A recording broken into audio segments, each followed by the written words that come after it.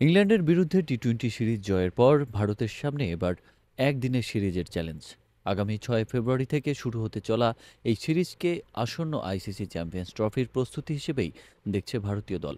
দীর্ঘ বিরতির পর এই প্রতিযোগিতা ফিরছে, আর আইসিসির মেগা ইভেন্টে শিরোপা জয় এখন পাখির চোখ টিম ইন্ডিয়ার। এই বড় টুর্নামেন্টকে সামনে রেখে ভারতের তরুণ তারকা ব্যাটার শুভমান গিল বিশেষ প্রস্তুতি নিচ্ছেন। ব্যাটিং দক্ষতা আরও উন্নত করতে নিজের খেলায় নতুন কিছু সংযোজনের চেষ্টা করছেন তিনি।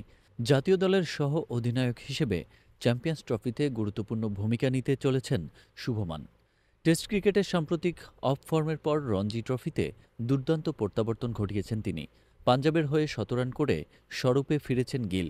এবার আন্তর্জাতিক ক্রিকেটেও সেই ছন্দ ধরে রাখতে চায় এই ব্যাটার।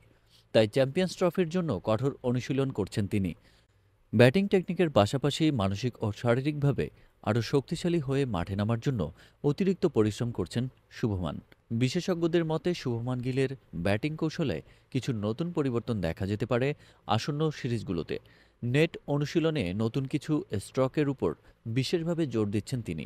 বিশেষত পেস ও বাউন্স সামলানোর ক্ষেত্রে তিনি আরও উন্নতি আনতে চাইছেন।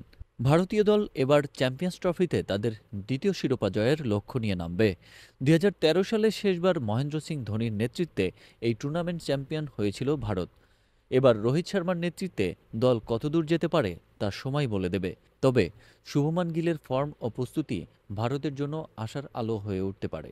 এখন দেখার বিষয় ভারতীয় দলের এই নতুন অস্ত্র কতটা কার্যকরী হয় আসন্ন সিরিজ এবং চ্যাম্পিয়ন্স ট্রফিতে।